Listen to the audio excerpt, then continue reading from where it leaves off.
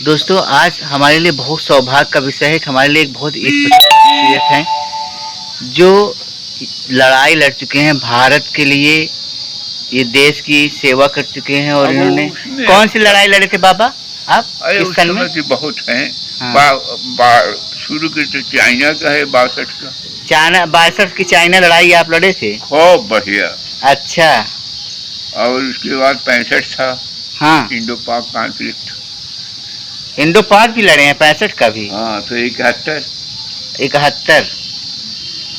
अच्छा, तब देखें आवाज के बारे में हमारे दर्शकों को बताइए। आप बताइए जो कुछ। अपना नाम और अपने पिताजी का नाम बताइए।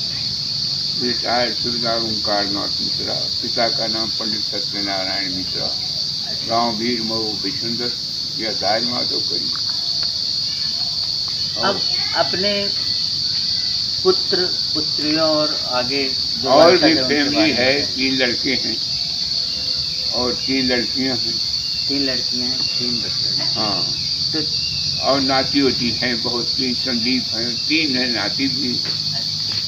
और उसके बाद नातिनियाँ 3-4 हैं, 5-7 की। हाँ, उन्होंने शंकर को भूल गए। तो अगर गिनती पूरा मिला लिया जाए तो आपके बेटे बेटियां नाती पोते मिला के 50 लोग तो हो गए होंगे, ज़्यादा ही। अरे वो तो कराइए 50 तो होते ऊपर जाए, जाते मोर देन डेट। तो दादाजी आपकी उम्र क्या होगी? हमारी 95 या थोड़ा 1-2 महीने ऊपर हो या एक नीचे, 95 समझिए। 95। अच्छा। अर्ली 95 अंग्रेजी में कह जाए तो 7 मार्च। तो आप किस सन में इस डिफेंस सर्विस में आप क्या पदवी से रिटायर हुए हैं? हम सूबेदार थे और सन 65 में। सन 65 में आप 1 दिसंबर सन 65 से सूबेदार था। अच्छा, सूबेदार के पोस्ट से ज्वाइनिंग हुई है कि पहले किसी दूसरे पोस्ट से ज्वाइनिंग? पहले था वारंट अफसर सेक्रेटरी या डिप्यूटेशन पोस्ट ऑफिस में था। वारंट अफसर सेक्रेटरी पोस्ट ऑफिस डिप्यूटेशन। हाँ, पोस्ट ऑफिस में एक क्लर्क था। अच्छा। वहाँ से जब आर्मी में डिमांड हुई वारंट अफसर पोस्ट की, तो चले गए। अपना भरा मेडिकल हुआ, हमको फिट कर लिया। अच्छा। तो चले गए एज वारंट अफसर। तो वहाँ इम्तहान हुआ, लेकिन 10 साल के अंदर नहीं होते। कुछ ऐसी 65 की लड़ाई करी कि ऐसा हुआ कि स्पेशल रिकमेंडेशन से 5 साल ही में हम सूबेदार हो गए। अच्छा, अब 10 साल कंपलसरी है आर्मी में करना, तब आगे प्रमोशन। अच्छा। सूबेदार नायब सूबेदार होती है। आपकी लंबाई कितनी होगी दादाजी? हमारी 5 फीट 10 इंच। 5 फीट। रहने दो। और अभी भी कितने बजे सुबह उठते हैं, कितने बजे सोते हैं? उठने के तो करीब सवेरे उठ जाते हैं, 5-4 बजे तक जग जाते हैं। अच्छा। और उठने के 5-6 बजे बेटी आती है तो वही उठते हैं आवाज़। बेटी आपके पास आती, देखते हैं कि आप वहाँ सुबह जाते हैं वहाँ तक? हाँ, घूम करके आते हैं। अच्छा। अरे अब नहीं, अब बरसात होता तो कहीं गेट पर पड़े। शाम को कितने बजे रात में सोते हैं? अभी आज मसा बहुत लग रहे थे तो ही लड़की को बुलाया, बड़े लड़के को क्या बता। अच्छा। कि भैया हमको यहाँ से पहुँचा दिया गिरिराज की दुकान पर या तो संदीप की दुकान पर। हाँ। चले बैठे, राजू से कहे हमको यहाँ से हटाओ, मसा लागा कहाँ है करता हमको। अच्छा, आप किस सन में आपने नौकरी ज्वाइन की? 65 में ही ज्वाइन किया? नहीं, नौकरी हमने सिविल में शुरू किया था सन 5 अप्रैल 1945। 45 सन 45 में आप, मतलब देश को आज़ाद होने के पहले से ही आप नौकरी ज्वाइन करते हैं? अच्छा, तो दोस्तों ये बहुत सौभाग्य का विषय है। अरे ये तो बहुत लोग पूछते हैं, तो खुद तारीफ पूछते हैं कि अंग्रेजी के समय में क्या रहा जब पढ़ाई जाते। हाँ। उस समय की बातें बहुत है, लेकिन जिसको बड़ी क्यूरियोसिटी पूछते हैं। हाँ, उसी लिए तो हम भी आए हैं। तो आप आज़ादी के पहले से नौकरी कर रहे हैं? हाँ, 25 से शुरू किया था। अच्छा, इंडिया पाक और इंडिया चाइना दोनों का लड़ाई भी लड़े हैं। और आपके पुत्र में आपके कौन कोई सरकारी नौकरी में है? एक अभी हैं, इंस्पेक्टर हैं बागपत में, सबसे छोटे। बड़े सबसे रिटायर हो गए, आए हैं 10 साल। अच्छा, बड़े होके रिटायर होके आ गए। आप किस सन में रिटायर हुए? हम 78 बीच में, 79 शुरुआत में। 79 में आप रिटायर हुए हैं। अच्छा, और आपके सुपुत्र जो है वो किस सन में रिटायर हुए, कुछ पता है? अब इनको तो सारी 11 होने 2011। मतलब आपके बेटे भी रिटायर हो गए हैं और आपके नाती जो है वो बागपत में पुलिस इंस्पेक्टर हैं। नहीं, बागपत में सबसे छोटे लड़के। हाँ, तो दादाजी आपने एक बार फिर से बताइए कौन कौन सी लड़ाई लड़ी है, कैसे लड़ाई लड़ते थे? अब कैसे लड़ाई, मतलब लड़ाई लड़ने का मतलब कौन कौन सी आप बंदूक या कौन कौन सी चीज चलाएं? वो चलाने का नहीं होता, जैसा आदेश होता है कई वहाँ हर चीज़ की होती है। हम लोग तो सब ये इसको क्या कहते हैं, सपोर्टिंग ट्रूप्स। सपोर्टिंग ट्रूप्स मतलब डिफेंस, लड़ाई में पीछे, भागने में आगे। अच्छा अच्छा, क्योंकि सिक्योरिटी आज हम लोगों के पास ज़्यादा रहती है। यूनिट कहाँ है, कब मूव करेगी, कौन आएगा, उनको लेटर देना है, उनको मैसेज देना है। तो ये सिक्योरिटी हम लोगों के पास हमारा है। EME है, राशन भेजता है, पीछे से इनको राशन भेजते हैं, गोली बारूद भेजना, कहाँ कमी है वहाँ, ये सब हम लोगों का काम। अच्छा, अब बहुत डिफेंस रहता है। जब कोई बात होती है तो पहले ही सामान लेकर के आ गए, और उसको ऐसी जैसे कोई बच्चा चलने लगे, लिफाफा एक पड़ा हुआ, स्टैंप लगा है, कोई चीज़ ना दुश्मन के हाथ में लगे, उसको जला करके जाते हैं। अच्छा, चाइना एग्रेशन में हमारा एक सिपाही इसी में चले गया, लेकिन वो काज नहीं, पागल रहा चंद्रशेखर मिश्रा, टोंग में। वहाँ से दिल्ली सीधे पहुँच गया, बच गया। और एक नायब सूबेदार थे सुरजीत की, मारे गए पते नहीं। वो कौन कहीं हमारे स्टैंड गन गायब है, दौड़े लेने के लिए, उसने चाइनीज में कैसे टोंग में उनका आज तक पता नहीं चला। और पूछिए। अच्छा दादाजी, लाइट सही आ रही है? एक मिनट, याद। अरे उनके लड़के भी मर गए होंगे। अच्छा, तो बड़ा उस जमाने में थे? हाँ? उस जमाने में आपके अंग्रेज दोस्त थे? बहुत ही वो फेथफुल होते, यहाँ की तरह गद्दार नहीं होते। कह दिया तो कह दिया, और अच्छी दोस्ती होती थी, मदद करते थे आकर के। अभी एक उनके हैं चोपड़ा का, अभी भी चिट्ठी लिखता हूँ तो जवाब जरूर देते हैं, पूरी मदद पे, जबकि बहुत भारी अफसर थे। तो वो उनका तो मुकाबला दूसरा है, लेकिन एक उनका कोई नुकसान करेगा तो भाई वो। अच्छा, आप कौन कौन सी बंदूक चलाए हैं फिर भी बताएं, बंदूक चलाने में मिलती? भाई बंदूक चलाना जो ट्रेनिंग 3 की दी गई थी, अच्छा, उसके बाद असाल्ट आई, चाइना एग्रेशन में रास्ते में आ गई थी 20 अक्टूबर 62 को। अच्छा, उसको देखा ताका, चलाने के तो मौका नहीं लगा, लेकिन पास में रहती थी। उसके बाद दूसरी आई 65 में, वो भी पास में रहता है, मौका नहीं लगा। चाहे उसको लोग चले जाते थे तो गोली हम लोग जाकर को रिपेयर देते रहे इसी की तरह से। ये का काटना है कि गोली मारी कट जाए, मोटा पेड़ फायरिंग, उसको ख़त्म करना था गोली। तो अभी जो है इस भी आप इस उम्र में भी आपके कुछ दोस्त यहाँ पर हैं जो आपसे जिनसे आप मिलना चाहते हो, जिनसे अपनी बात पहुँचाना चाहते हैं, जिनका नाम लेना चाहते हो कि वो आपको देखें तो उनको लगे कि हाँ हमको याद। अभी तो दोस्त आर्मी वाले तो नहीं हैं। अभी वैसे करमाही में बहादुर पेंशन साहब थे, पर मर गए 5 अक्टूबर अगस्त को, सन प्रसाद सिंह थे। सन प्रसाद सिंह, हाँ। अब वो भी अभी तो 5-7 महीना मिले हुए। अच्छा, और उसके बाद एक गयादीन पाल था शिवनाथपुर में, हाई कोर्ट में, वो आता था। अच्छा, किशन पाल सिंह थे। किशन पाल सिंह, हाँ, जो करवाई थी। हाँ। ये सब साथ एक बनई खाई, श्री राम मर गए थे। दादाजी, आप जो है हम लोगों के लिए समझिए एक मिसाल हैं, और हम लोगों के लिए एक धरोहर हैं। नहीं, आप बताइए। और तो आप अपने मुखारबिंद से हम लोगों के लिए कोई ऐसा अनुभव दीजिए, ऐसा सुझाव दीजिए जिसका, या मंत्र दीजिए जिसका फॉलो करके हम लोग अपने जीवन में बेहतरी। आप किस क्षेत्र में क्या पूछना चाहते? स्वास्थ्य की दृष्टि से, हाँ? मान लीजिए स्वस्थ रहने के विकास लिए। तो हमारा विकास तो हमारे विकास हमारे लिए कोई सवाल ही नहीं, क्योंकि अभी सीखने का समय नहीं है, और जो सीखा है उसको कुछ कर नहीं सकते। तो इसलिए अब हम जो कहेंगे वो सब बेकार है। वो तो जो प्रैक्टिकल वो थ्योरिटिकल दोनों करता रहे तब तो पता चले। फिर भी आपको हमसे मिलके कैसे लग रहा है?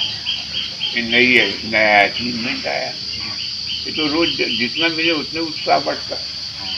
इसीलिए तो यहाँ से जा रहा हूँ, भाई हमको चलना हुआ कुछ लोगों से, नहीं तो हो जाए थी बैठी। तो आप ये जो बातें हैं ये पूरी दुनिया देखेगी आपका।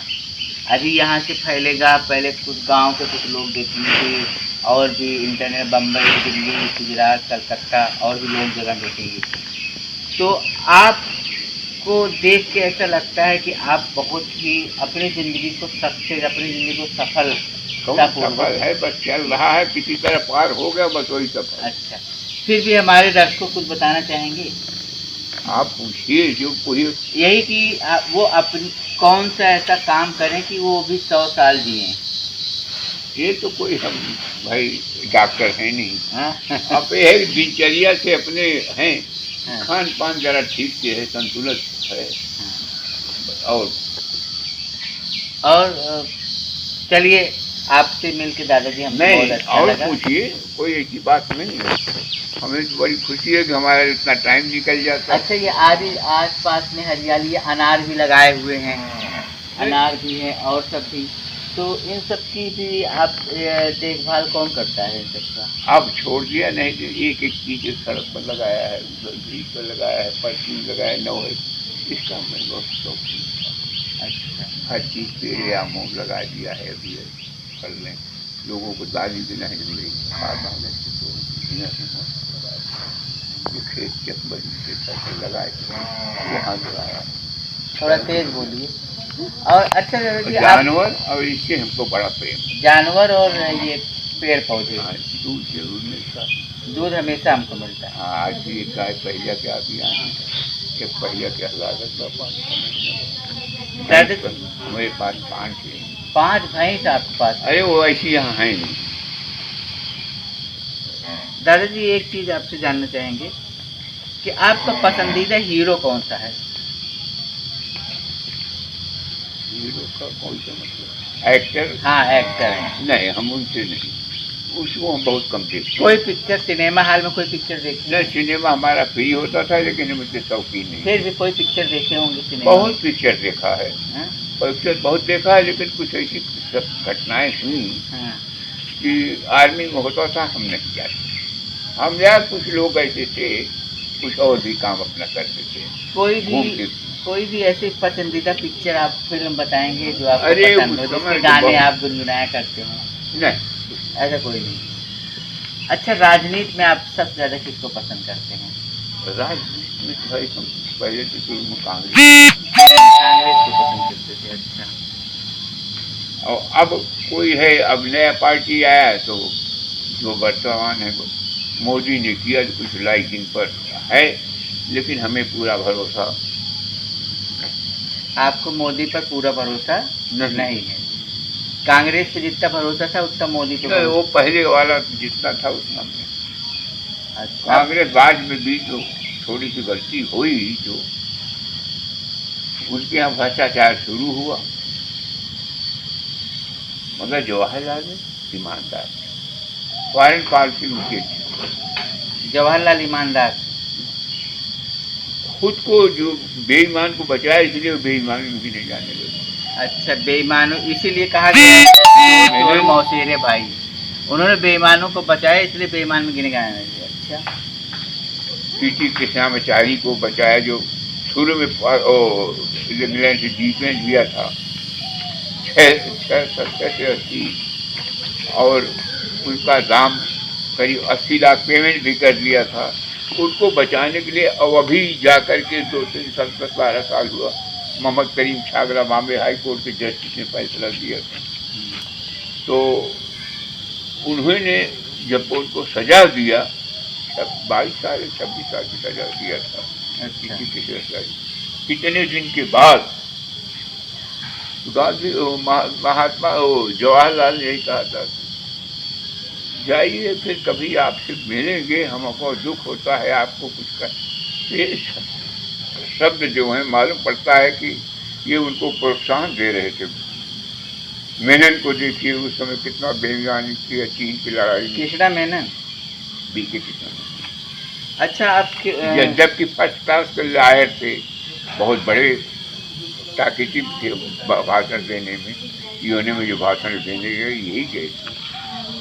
अच्छा आप किसी बड़े नेता से डायरेक्ट फेस टू फेस मिले हैं?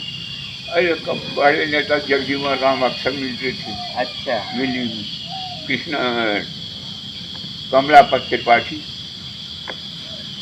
बल्कि एक यह कविता रही है।